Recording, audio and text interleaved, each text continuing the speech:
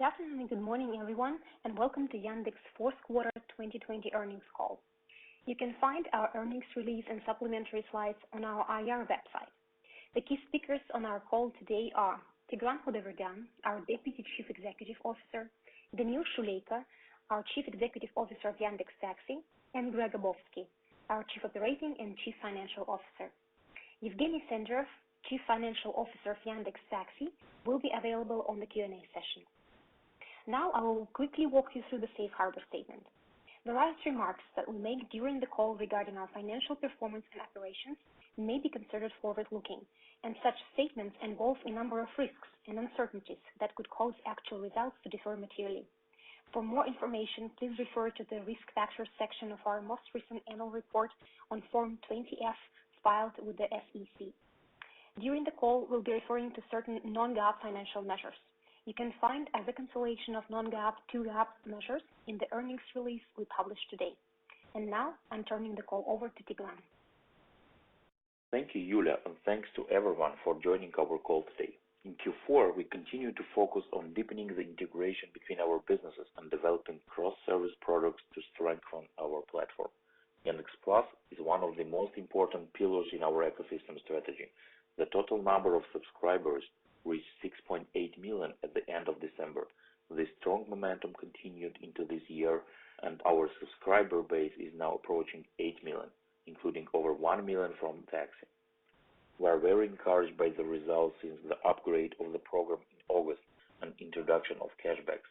In particular, we have seen an improvement in conversion from trials to paid subscriptions, as well as a better cross-service usage. We also see that the average spend increases once users subscribe to Yandex Plus. For example, the GMV generated by a Plus member on Yandex Marketplace is on average 25 to 30% higher than for other customers. We believe other benefits of our subscription model will be in the areas of customer retention and customer acquisition costs. We plan to further expand the cashback program to other services. From this week, Yandex Eats and Lavka are also part of a cashback program. With that, let me walk you through the key highlights for Q4. Starting with e-commerce. Internally, we see e-commerce as being much more than just Yandex Market. In addition to our marketplace GMV, it also includes GMV of our e-grocery business Lavka, as well as FMCG-related GMV of Yandex Eats. We believe this better reflects Yandex's overall exposure to e-commerce and is therefore more comparable to the results of our peers. We are very pleased that our total e-commerce GMV grew threefold in 2020 to over 56 billion rubles, and specifically in Q4 we saw year-on-year growth of 127%. Note that this doesn't include GMV that goes through Yandex Market price comparison platform and our logistics services, which together account for another 230 billion rubles. For Yandex Market, Q4 was the first quarter with price comparison and marketplace operating as a single platform under one brand.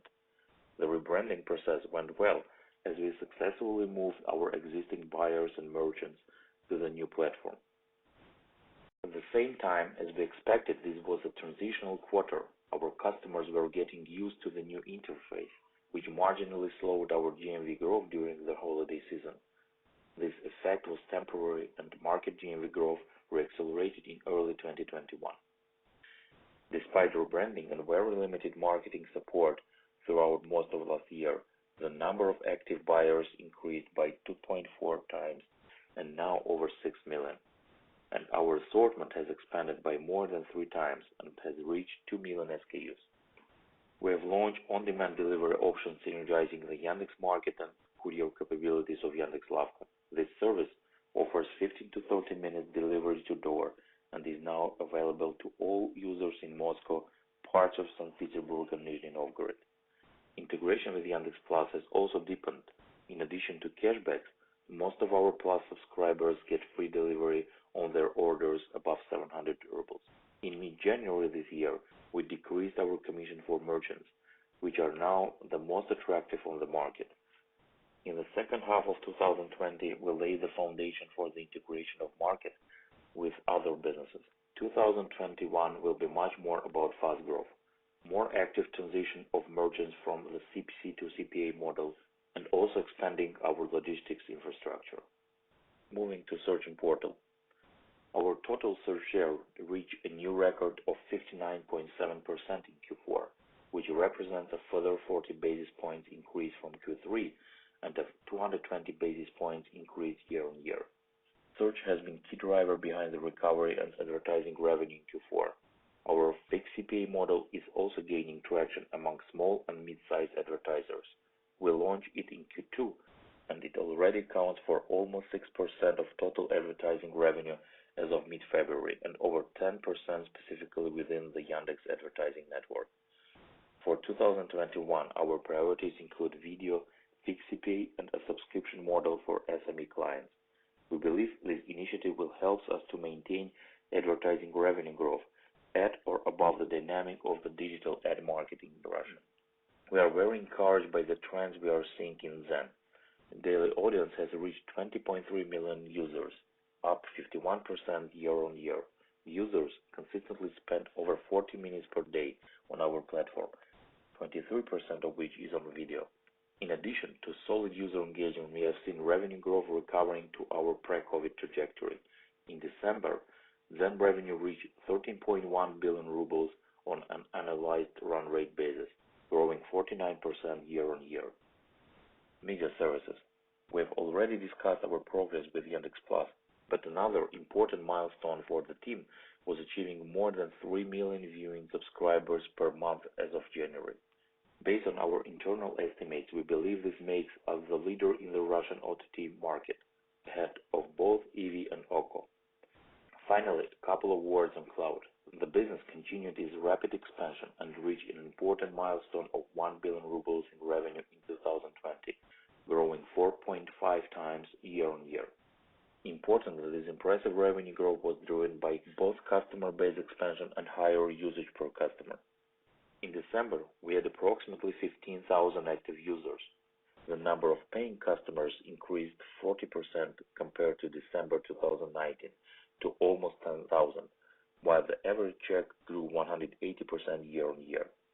To sum up, we entered 2021 in very good shape with a diversified range of services. Our advertising and ride-hailing businesses are likely to gain from the anticipated economic recovery. We also expect to maintain solid growth momentum in services that have benefited from the pandemic, including in media services, food delivery, logistics, and e-commerce. We will continue to work on the further integration of services within our platform, while exploring new opportunities such as fintech. And with this, I'm turning the mic over to Daniil. Thank you, Tigran, and hello, everyone. 2020 was a truly transformational year for the taxi group, as we expanded beyond our core ride-hailing services into the other verticals. As a result of our efforts, we finished this challenging year with a diversified portfolio, which, in addition to the ride-hailing service, offer food and grocery delivery, B2C and B2B logistics, as well as car sharing. This transformation supported solid revenue growth of 54% year-over-year in Q4. Over 40 percentage points of this growth was driven by our new businesses, Lavka, Eats, and Logistics. Let me comment on the performance of each business line. Ride-hailing, excluding logistics services, was affected by the second wave of the pandemic, as the number of COVID cases in Russia increased significantly in Q4, and the authorities had to implement additional restrictions. While these restrictions were not as severe as in the United States and some European countries, they still adversely affected our ride-hailing growth rate. In Q4, rides and GMV were up 17%, revenue grew 15% year-over-year, while adjusted EBITDA of this business grew 86% on the back of multiple optimization in 2020. In Q4, revenues of ride-hailing totaled to 55% of the total taxi segment revenues versus 74% a year ago. Logistics became a key focus area. On a full-year basis, revenue contribution of logistics was not that material, but it accelerated meaningfully as 2020 progressed, supported by investments. As a result, in December, logistics annualized run rate reached 55 million deliveries. Food tech continued to perform very well. Yandex Eats, our food delivery service, demonstrated an acceleration of year-over-year growth rate, Orders grew 118%, GMV increased 137%, while revenues were up 171% year-over-year in Q4. 3P Grocery, where we deliver groceries directly from food retailers, started to ramp up inside Eats in Q3 2020 and was one of the drivers of GMV growth in Q4. As the average check of groceries is approximately 40% higher than in-restaurant delivery. In December, e-grocery contributed low teens of Eats total GMV, offering deliveries from 20 retail chains. Restaurant food delivery, excluding grocery orders, also show year-over-year growth rates acceleration in orders and GMV. We believe that despite the high base in 2020 fueled by the pandemic, Eats will demonstrate high double-digit growth in orders in 2021, with grocery orders contributing half of the growth. Lavka, our express 1P grocery delivery services, delivered 4.1 billion rubles in revenues, or 18% of Taxi Group total in Q4. Sequential growth rates in Q4 accelerated compared to Q3. Lavka finished the year with 270 dark stores, while adjusting EBITDA loss of the services has been constantly moderating. However, Yandex approach to grocery is beyond just Lavka and 3P grocery offer in Yandex. Our e-commerce marketplace, Yandex Market, has a significant portion of GMV generated by FMCG, which expanded in 2020 compared with 2019. Internally, we start to look at all our groceries initiatives as adjacent businesses. Earlier, Tigran provided our total e-commerce GMV in 2020, consistent of Yandex Market, Marketplace, Lavka, and Eats Grocery. If to narrow this GMV to just food e-commerce, the aggregate GMV of our Eats Grocery, Lavka, and Market FMCG categories reached approximately 24 billion rubles in 2020 and grew 366% year-over-year. This already makes us one of the largest, if not the largest, e-com food retailers in the country, and we don't intend to stop here. Grocery retail is an enormous market opportunity where we are well positioned to become the leader and penetrate into other consumption scenarios with a variety of our other services. At the same time, we define our opportunity beyond just grocery and beyond just e-commerce markets in Russia.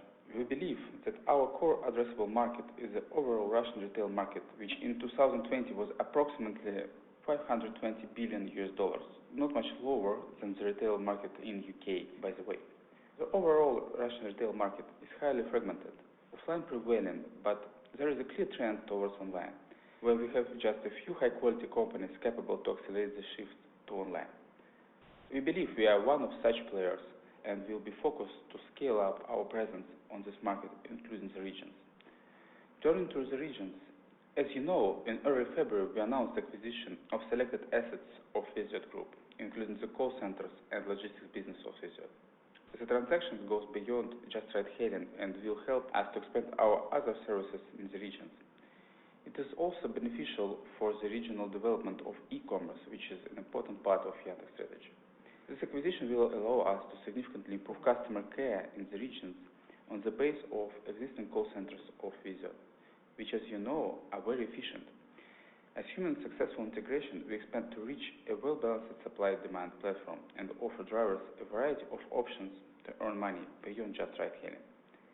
Assuming completion of the integration in April, we expect to see the impact of mid to high single digits incremental to our trips and GMV on annual basis in 2021. With this, I'm turning the mic over to Greg. Thank you, Daniil, and hello, everyone. We're happy with our Q4 and fiscal year 2020 results, which yet again demonstrated the resilience of our business model and our financial discipline. Two things to highlight. Firstly, how diversified our business has become. The non-advertising segments accounted for almost half of our total revenue for the full year 2020. 5 years ago, over 90% of our revenue was from search and portal. Secondly, search and portal is clearly no longer the only business segment generating cash flow, allowing us to fund our new investments into attractive opportunities. Ride-hailing generates solid margin and is now the second largest business within the group, with a very sizable contribution to the group adjusted EBITDA, helping us to fund our initiatives in food tech and logistics. Now, let me walk you through our Q4 performance and share the details of the latest trends across our businesses. In search and portal, despite a more challenging macro backdrop in Q4, search and portal revenue growth improved to 8% year-over-year from 2% in Q3. Our revenue increased to 14% year-over-year, compared with 8% growth in the third quarter. This solid growth was supported by advertising revenue recovery and our TAC optimization efforts, as well as by the strong performance of our devices business. So far, we're seeing that the momentum has continued in Q1 to date. Industry-wise, the dynamic was similar to Q3, with the best performing industries including IT and telecom, FMCG, finance and insurance, and healthcare, while the worst performing are still travel, domestic services, and real estate, although we started to see gradual recoveries in autos as the supply and demand balance is normalizing there. Nutrition Portal adjusted EBITDA margin was 46.6% in Q4 2020. Importantly, our adjusted EBITDA margin excluding IoT came to 50.4%, up 400 basis points year-over-year. Despite investments into Yandex Plus and ad technologies, the margin was supported by TAC optimization, improving efficiency, and tight cost control. Moving on to Taxi. Taxi group revenues increased by 54% year-on-year, driven by the strong performance of our food tech business, including Lavka and Eats, as well as logistics. Revenues of ride-hailing and food tech services grew 65% year-on-year.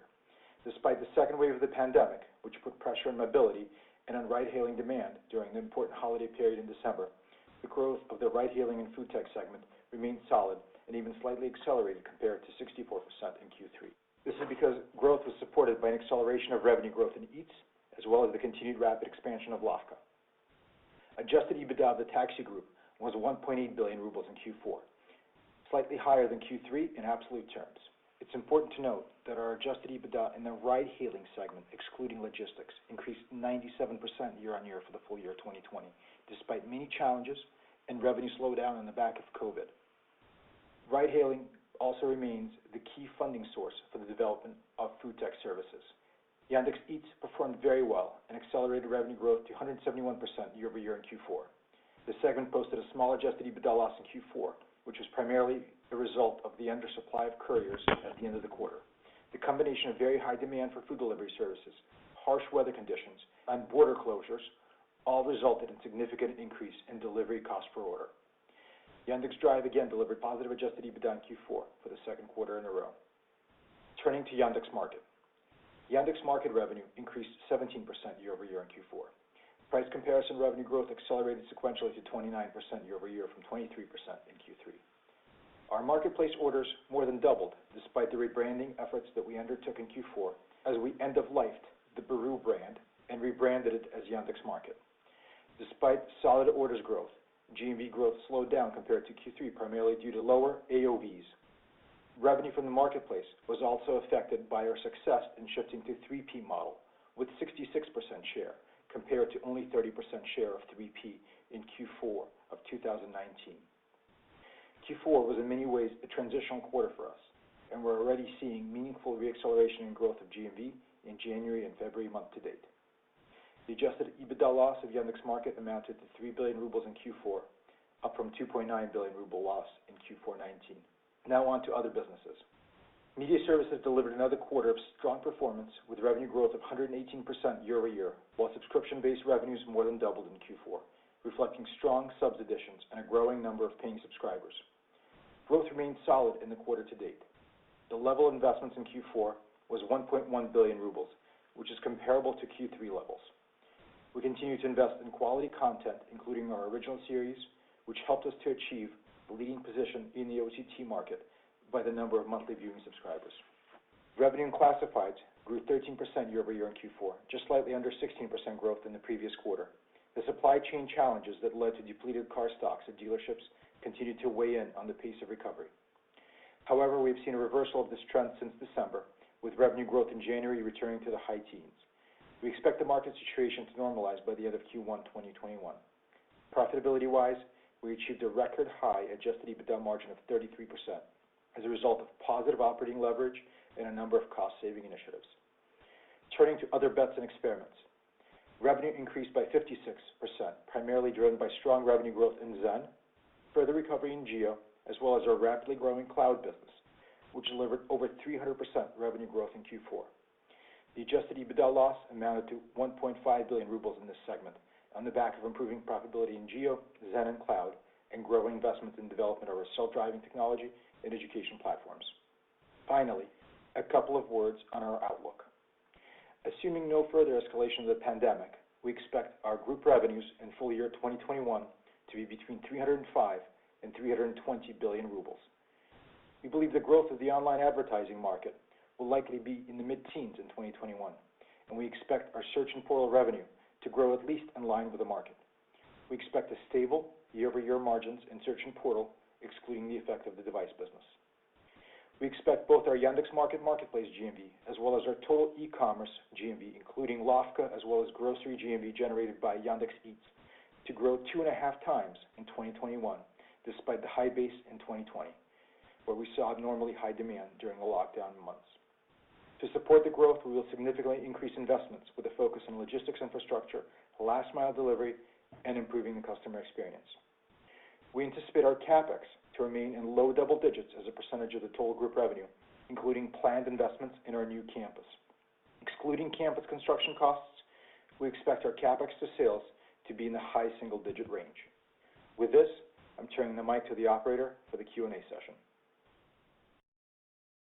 Thank you. Ladies and gentlemen, if you would like to ask a question, please signal by pressing star 1 on your telephone keypad. If you're using a speakerphone, please make sure your mute function is turned off to allow your signal to reach our equipment. And please limit yourself to one question and one follow-up question. And that's again star 1 to ask a question. And we take our first question from Cesar Tiron of Bank of America. Please go ahead. Yes, thanks everyone for the call and the opportunity to ask questions. I have two, so I'll use that as a follow-up if that's okay. So the first one would really be on the ad trends. Can you please repeat what you're seeing in Q1 and how that compares with Q4, and maybe if December was particularly stronger, and if there's a pattern of better months and months comp as we move towards 2021. And then the second question, can you please help us understand better? I know you mentioned some elements in the opening remarks, but just on the e-commerce business, on the slowdown and the trends that you're seeing in Q1, and how long do you think these integration issues that you mentioned will subsist? Thank you so much for your help.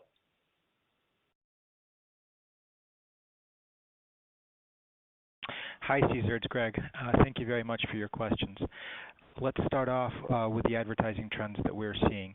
So if you look at the ex-TAC search and portal revenue growth, we're seeing that January is more or less on par with what we saw in November and what we saw in the quarter overall.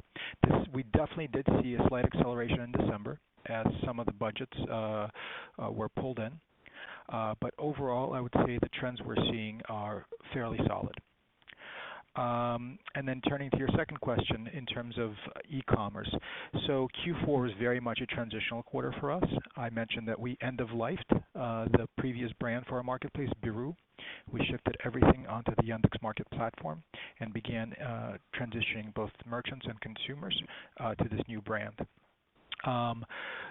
We saw solid trends in GMVs, but we also saw the following. We saw a rapid uptake in 3P, which obviously translates into lower revenues since we only recognize the commission portion. We also saw lower AOVs, which I think was potentially seasonal. What we're seeing in Q1 to date is we're seeing a pretty strong reacceleration in Yandex Market. We're actually quite happy with the performance that we're seeing there. GMVs are growing. The platform is stabilizing. The number of users on the platform is growing significantly. So I'd say overall we're pretty optimistic about the outlook for the segment. Thank you. The next question comes from Slava Daktroyev of Goldman Sachs. Please go ahead. Yes, thank you very much for the call. My first question would be on self-driving. Can you please share some recent data points over the key milestones that you managed to achieve in the self-driving division, and also what you are most focused on in 2021? Is it increasing the number of miles driven, some geographic expansion, or maybe potential partnerships? Thank you. Hi, Slava. On SDG, some data points is we currently have 160 cars, autonomous cars, which are spread between Russia, USA, and Israel. We've accumulated 6 million autonomous miles on public roads. We continue to improve in terms of the disengagement rates we're seeing, and overall, I think we're very happy with the progress there. We've also been investing in our delivery robot called Yandex Rover. Obviously, that is more at a testing phase now, but it is delivering in parts of Moscow and as well as Innopolis and Kazan. And you may have seen, maybe on Instagram, maybe on Facebook, videos that people post of the delivery rover actually delivering food for both Yandex Lavka and Yandex Eats. And I think that's an exciting opportunity for it. And at the same time, we are exploring various partnership opportunities with SDG and both auto OEMs and Tier 1 suppliers. So I think this is a business that is progressing well. I think we found more interesting applications beyond just self-driving there, and I think we're very happy with the progress. Okay, thank you. And my follow-up would be on e-commerce. So basically, it's been more than 6 months since you delivered a strategic outlook on the segment with the acquisition of Sberbank stake. Can you share maybe the updated vision over the path towards profitability, the leadership targets, or any other learnings that you made over the last half a year? Have your views changed anyhow since then, especially taking into account the competitive developments? Thank you. Yeah, sure. So we've been actually kind of pulling the various assets that we have, and we're looking at the picture today as one that is much more complex, where we're serving the consumer with a range of different products. We're able to deliver groceries to them within 20-30 minutes using Yandex Lavka. We're also able to deliver groceries to them from retailers, kind of using the Instacart model, if you will, within Yandex Eats. And then Yandex Market itself, which has a much wider selection of goods, approximately 2 million SKUs as of Q4, which we attempt to deliver, next day or beyond. I think we have a range of assets that we can bring to bear to attack this problem, and the assets that we have within Yandex, which I think should help us achieve leadership position in e-commerce, are the following. Obviously, we have a large and growing base of subscription customers of Yandex Plus, all of whom receive free shipping whenever they spend more than 700 rubles in Yandex Market. So that's 8 million consumers that we can sell and deliver Yandex Market products to. We currently have about 30 million transacting customers per month across our various platforms, whether it's Yandex Go or Yandex Market or Yandex Lavka or Yandex Eats. Also, we cover something like 20 million consumers, 20 million adults with 15 to 30 minute delivery from Yandex Lavka stores, which provides us with this last leg of deliveries. And so what we've been doing is we've been actually offering consumers in Yandex Market the following use case. You can actually get something delivered to you in Moscow, in St. Petersburg, and Nizhny the very next day, any time you need it. So instead of having to coordinate with a courier or having to go to a pickup point or a pickup locker, you essentially click a button inside the app, and a courier is dispatched to you and brings you something within 20-30 minutes. And obviously, at that point, we try to upsell the consumer with more products, more groceries from Yandex Lavka, and I think that's getting a lot of traction. And obviously, we have this last mile, which we've built up with Yandex Taxi and Yandex Logistics. I mentioned the number of deliveries we're doing in logistics, and that business is, really growing very, very rapidly with lots and lots of businesses connected to that platform. So overall, I'd say the market is dynamic. The market is competitive. There's strong competition, but we are looking to invest meaningfully in this. We're looking to spend, $400 to $500 million across the various e-commerce initiatives that we have at Yandex, including Yandex Market, Yandex Lavka, and the grocery part of Yandex Eats. And we still aim to be, a top player in this market in a few years. Thank you. The next question comes from Uliana Lenvalskaya of UBS. Please go ahead. Hi, everyone. Thank you for the call and congratulations on good numbers. I just wanted to discuss a couple of high-level questions, if I may. Firstly, on the basis of the guidance presentation, and thank you for providing the guidance at all. At the moment, the COVID situation in Russia is quite favorable, so all the restrictions are essentially being lifted. Would it be fair to say that the guidance this time is not really super conservative if it's based on the current environment in a sense?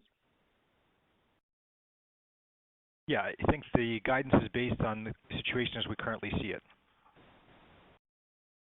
So any third wave or any restrictions again would suggest downside risk to it? Correct. I mean, I think if things get better, I think there's upside room, and if things get worse, there's downside room. I think the guidance is the current view of the management as we sit here today. Fine. Thank you. And Greg, secondly, what is the current thinking about fintech initiatives? What are the options management team is considering? There were local discussions about Yandex buying some sort of a bank again. How far these rumors are from reality? Yeah, look, on fintech, there's a lot of preparatory work that's taking place now. We are spending a whole lot of time on it. It's one thing that we absolutely feel like we're going to do. We think it fits very well with all of our transactional products, with our e-commerce products, and with just the vast ecosystem that we've built. I'm not going to sort of speculate on specific rumors in the market, but I would say that if we need certain licenses, we will go out in the market and acquire them to sort of jumpstart the process. And sort of talk to you when it's appropriate. Thank you. The next question comes from Miriam Adisa of Morgan Stanley. Please go ahead. Thanks for taking my question. The first one is on Yandex Market. Apologies if you covered this in the prepared remarks, but just wanted to get a sense of how we should think about the EBITDA losses this year in e-commerce. Is it reasonable to take the 4Q run rate for this year, or should we assume another step up given what you were saying earlier about introducing free delivery and also reducing merchant commissions? Thanks. Hey, Miriam. I covered it a little bit, but I'll just repeat it. What I've said in the answer to I think Slava's question on e-commerce was the following. Yes, we do indeed plan to accelerate the pace of investments in e-commerce. What we're looking to spend is $400 to $500 million across all of our e-commerce assets. That includes Yandex Market, obviously, but it also includes our investments in Yandex Lavka, which is our 20-minute delivery 1P based, as well as Yandex Eats, the grocery portion of that, which is the Instacart model. So across all of those assets, we're looking to spend $400 to $500 million, and we believe that will allow us to dramatically accelerate the pace of growth and kind of climb the ranks, if you will, in the competitive landscape. Okay, thanks. And then my second question is just on the smart speaker and IoT contribution. I mean, it seems to be having a bigger impact on the margin, but for Search and Portal. But just wondering how much of this was just seasonal, or how we should think about the contribution both to sales and then also the impact on Search and Portal margin this year. A lot of it was seasonal. I think it's a high-class problem. The products are selling very well. We're getting a lot of traction both with our large speakers, the new large speaker that we put out called the Station Max, as well as the Mini. All of those are selling very well. In total, we generated something like $4 billion of revenue from devices. And we also see that the unit economics are improving. To that end, you should expect, I think, those device trends to continue. Obviously, there's seasonality in that business, as you know well. But we also expect that as unit economics improve, the drag on search and portal margins should decrease over time. And I think I'm extremely proud of the work that the team has done. With these products, they are, clearly the market leader in the Russian market by a very, very wide margin, and we're looking to see if there are other applications of smart speaker and Internet of Things technologies beyond just speakers, with things like television sets, where we're also building ourselves into. And obviously that fits very well with the story around media services with Kinopoisk and with the Yandex Plus subscriber base, which is growing rapidly. Perfect. Thank you. The next question comes from Vladimir Bespalov of VTB Capital. Please go ahead. Hello. Thank you for taking my question. My first question is on your guidance for GMV of all your e-commerce assets in 2021. If I got it correct, it should be something like about 140 billion rubles this year. And basically 2.5 times growth is good, but this doesn't resolve the key issue, bridging the gap with your competitors, which might grow slower, but still in absolute terms, they will be growing much faster than you. So how do you expect to bridge this gap? And basically, what are the reasons maybe which preventing you from doing this in 2021, the fulfillment capacity? And the second question is kind of related to this. Maybe you could update a little bit on your strategy for the development of Yandex Lavka. How are you going to grow this business? Are you going to expand it to the regions to grow the number of dark stores, or maybe integrate it closer into Yandex Market? Maybe you can provide more color on this. Thank you. Hey, Vladimir.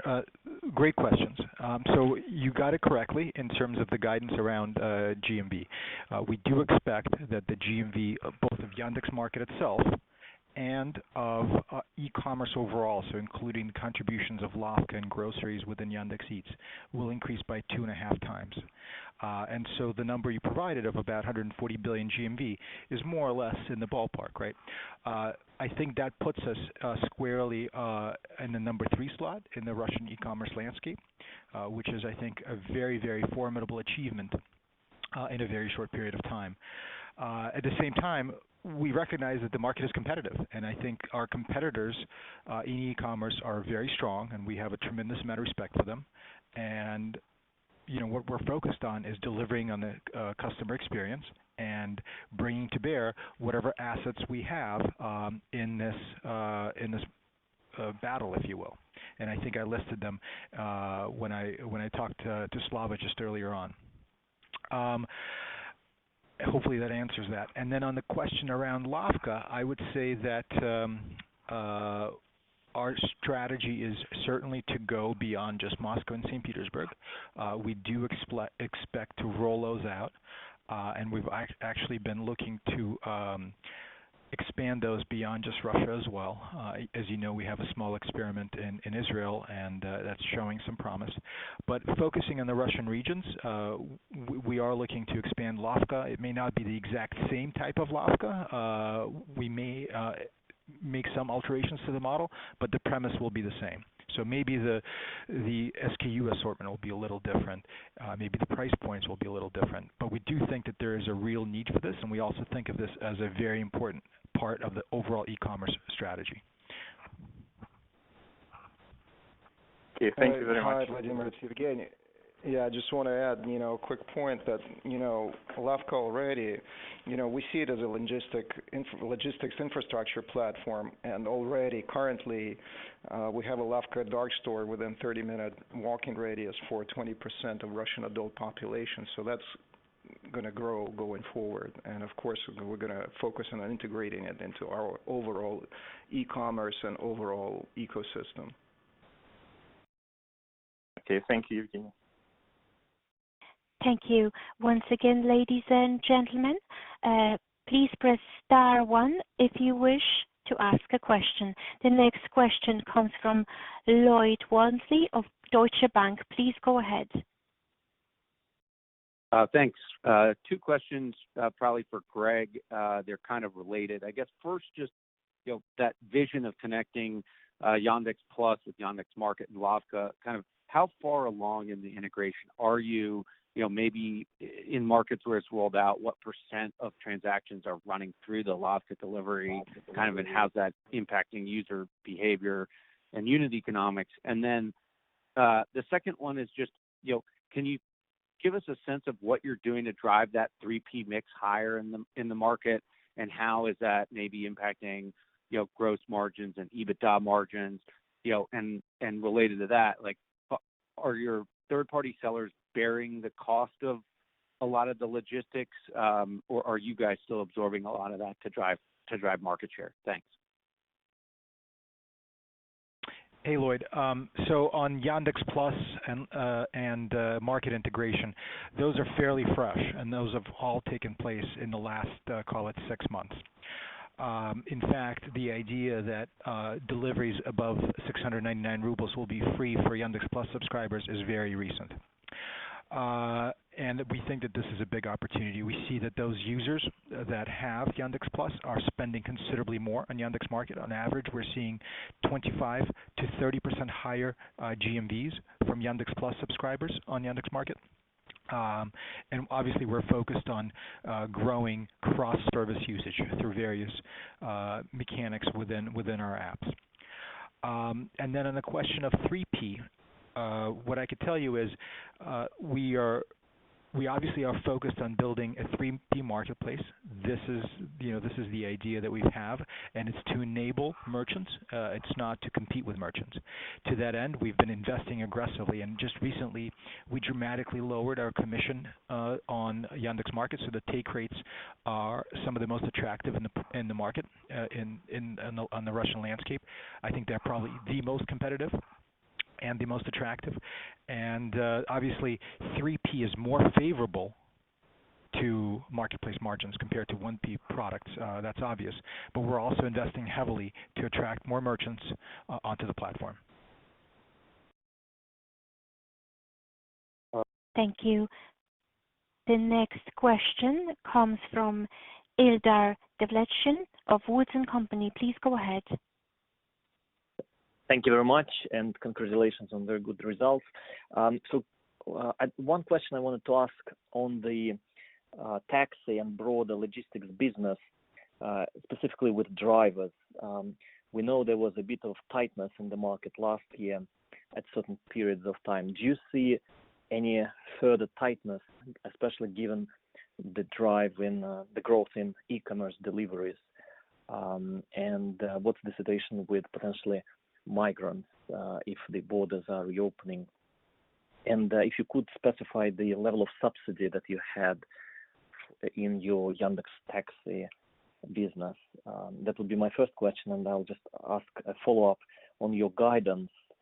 Have you included any benefits from the tax maneuver on your guidance for margins for this year? And also on the cost cutting that you launched last year, have you already incorporated the growth in additional headcount and pay this year, or are you still operating in a more cautious environment, and so this could calm the growth in cost in 2022, which you kind of deferred last year? Thank you. Hi, Eldar.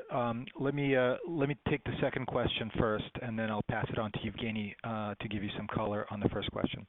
On the margins, I would say that we baked into our outlook the various things as we see them today. I think this is Uliana asked this earlier, but our guidance provides the outlook as we currently see it. And then in terms of sort of our paces of hiring, we did exercise quite a lot of discipline in 2020, and I think we're pretty proud of that. In 2021, we do plan to expand the pace of hiring, and that's built into the margins, as well as the pace of investments in various e-commerce initiatives, as I just sort of covered them. And Evgeny can take the question on drivers and borders. Yeah, hi, Eldar. as far as drivers and boarders and couriers, I think, and I'd like to separate. First of all, in taxi we did see some tightness, but I think that began to reverse itself at the end of last year. What we are experiencing right now is very high surge pricing, really related to the sort of even unusually cold and snowy winter for Russia. So our GMV is growing in excess of our trips growth right now. If we talk about CPO in terms of delivery, yes, CPO was affecting, sort of cost per delivery goes both for, our Eats and other businesses was affected by courier undersupplies, and the borders have been closed, and of course the seasonality that I already mentioned. Again, winter in Russia is cold and snowy even for Russia this time.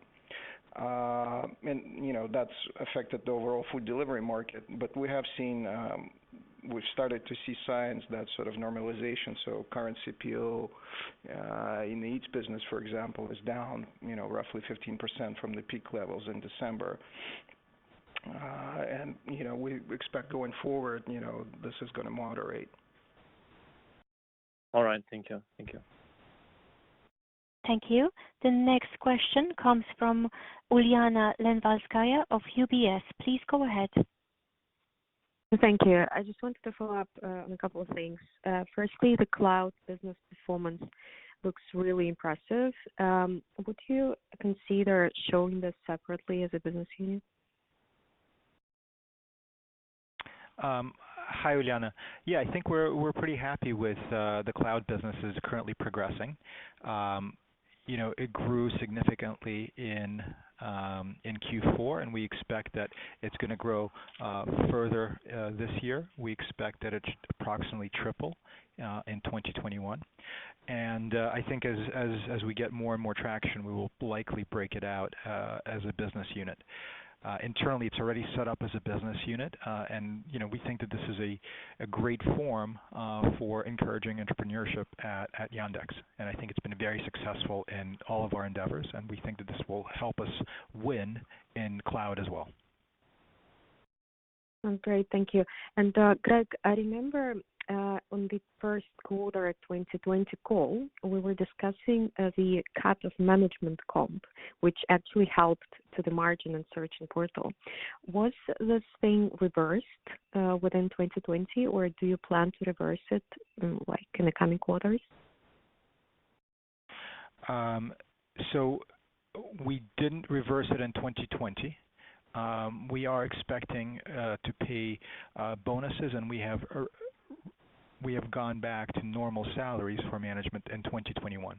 So assuming we achieve our KPIs and our targets in 2021, management will be paid bonuses in 2021. In 2020, like I said before, management decided to forego all bonuses at the beginning of the pandemic.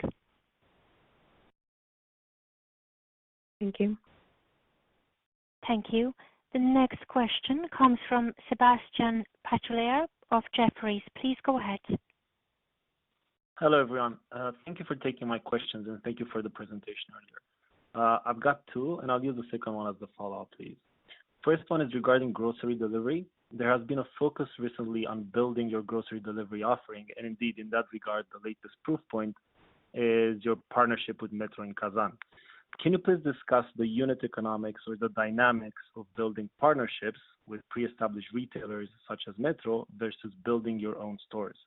And also in that regard, what are some of the key points or levers that you look at when deciding between offering delivery via partnership or via a dark store? Second one is regarding search and portal. Globally, we're seeing governments aiming to force search engines to pay publishers for news. Is this a threat to your cost base, or you don't see this dynamic at play in Russia? That's it. Thank you.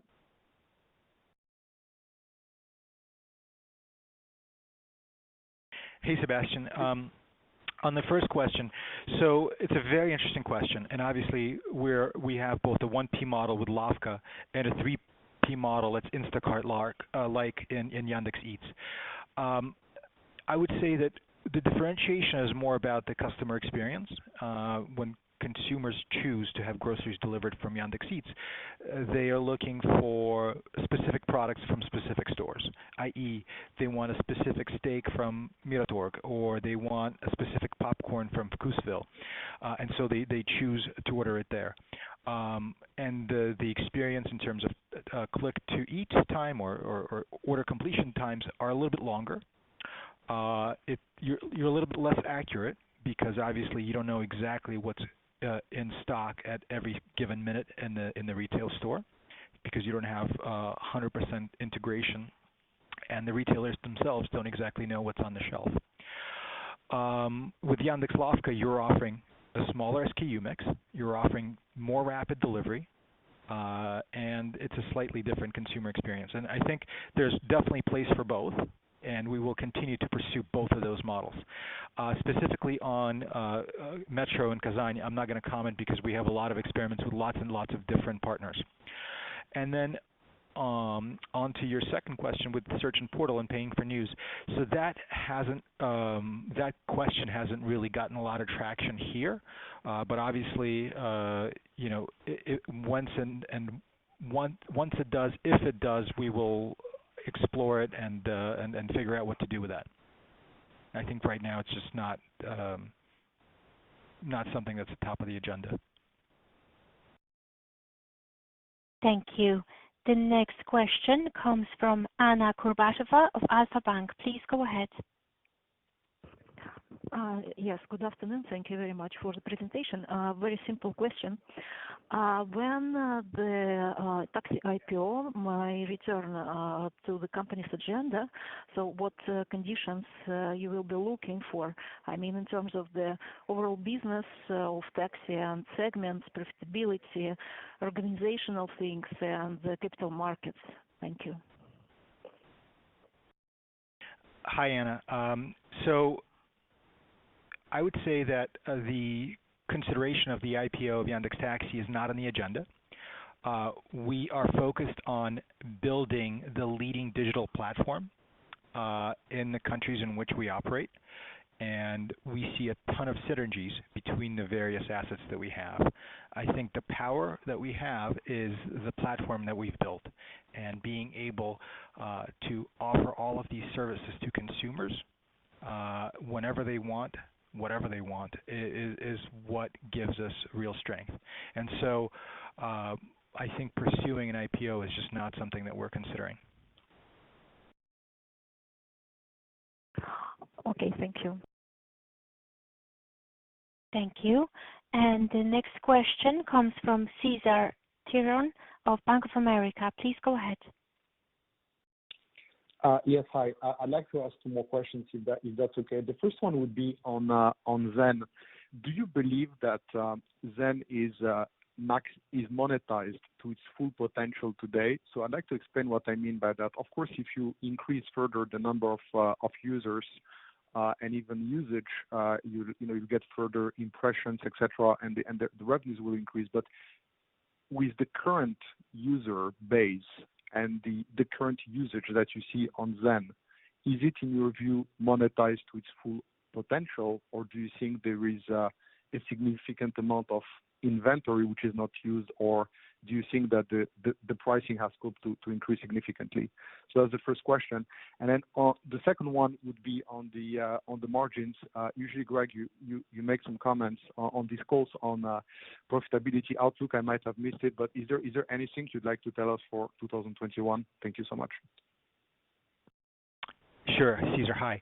On Zen, so it's a great question that you asked.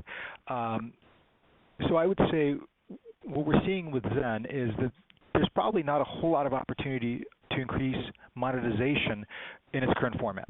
The massive opportunity that we see to increase monetization in Zen is through new formats, and specifically, it is app install ads and video within the feed.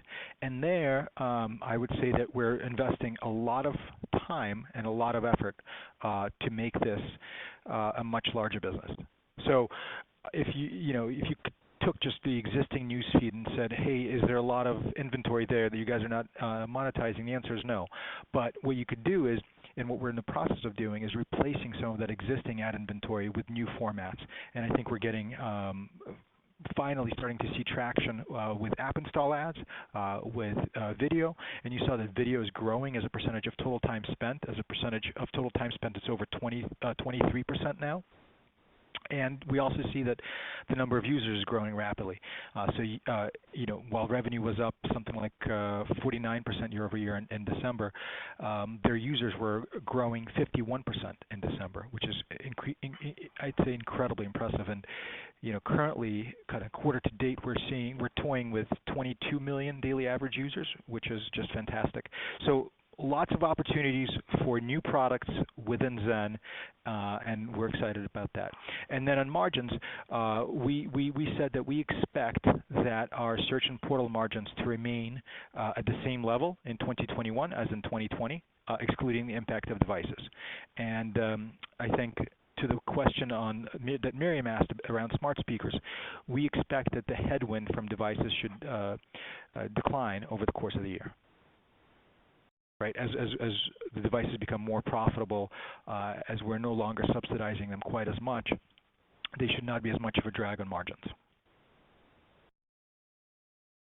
Thank you. There are no further questions at this time. I would like to turn the call over to Yulia Gerasimova for any additional or closing remarks. Thank you very much for joining our call today, and thank you for your questions. If there's any more follow-up questions, please contact the IR team. Goodbye. Till next time.